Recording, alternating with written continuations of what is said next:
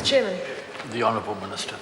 Mr Chairman, thank you for the opportunity to take a call in this section of the estimates debate looking at the broad issue of justice. And in one sense, sir, that really does indicate where I want to start, which is the fact that since I've been the Minister of Justice, one thing has become incredibly clear is that you cannot look at issues like justice through the lens of individual portfolios. And what my colleagues and I have been very focused on is the need to ensure that when we think about justice and justice issues, it doesn't even just stop with justice, police and corrections. It really does extend right across the social services because, sir, the issues that you see in the justice sector of crime and victimisation and the terrible harm that causes are really manifestations more often than not of much wider, deeper social issues that are addressed primarily, sir, through interventions in health and education and in welfare. And across my colleagues, we are working very much in a joined-up way to address those issues. So what you've seen from this national-led government is a considerable focus on having fewer victims in our system. And when I'm looking at policy issues and the spending of our appropriations, the touchstone for me is always, will this create fewer victims? Will this reduce the harm that is suffered in our society?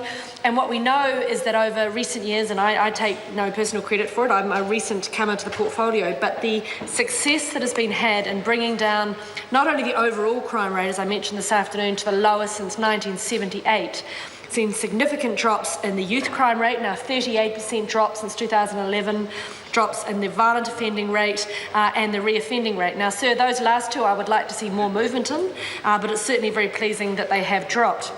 One of the areas where I think we have to recognise that there isn't enough movement by any stretch is the issue of family violence, and the Speaker who resumed her seat just before me certainly addressed this in the last part of her comments.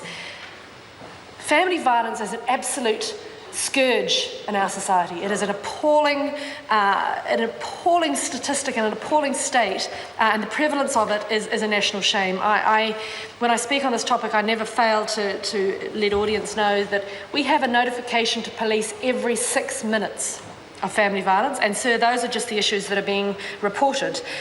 We have taken a number of steps already as a government, and there are more to come to try and address this issue, but it isn't simply an issue that you can fix by regulation or spending money the right way. It really does require a quite different approach from society, a different level of, we have to change the level of tolerance or acceptance or expectation that I think exists in society around this. Some of the things that I did want to highlight are the efforts that we've put into police safety orders so that safety orders can be put in place on the spot. We've increased the penalties already for the breach of protection orders, but I do acknowledge that there's more work to do in the space of protection orders. I think that is a system that we can look for better outcomes from, and shortly, sir, I'll be launching a document looking at the review of the Domestic Violence Act so that we can engage in that. We've put in place victim safety orders against violent offenders. We have tightened sentencing, parole and bail laws for those who are most vulnerable in our system, and sir, just recently, of course, passed the Objectionable Publications Act to make sure that the most vulnerable in our society, children, and those who would seek to exploit them online, receive much more significant punitive sentences than would otherwise have been the case. And sir, this House will soon continue its consideration of the Harmful Digital Communications Bill to again try and protect our children and young people particularly, but actually all of our communities from harmful digital communications.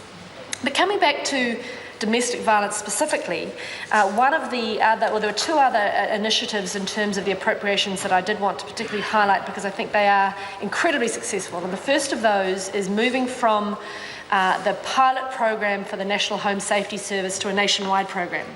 Now, this has been one of the most successful pilots I've ever seen, certainly in my time in politics, but actually more widely than that. Before the pilot program, 85% of I'll say women, but it's victims, and sometimes as men in this category, reported having to move home to feel safe from their partner. After the pilot, none of them had to move. So 85% had to be moved out of their home to be safe, to none. Before the pilot, 73% of those with children, the children had been hurt by the offender. After the pilot, no children had been hurt.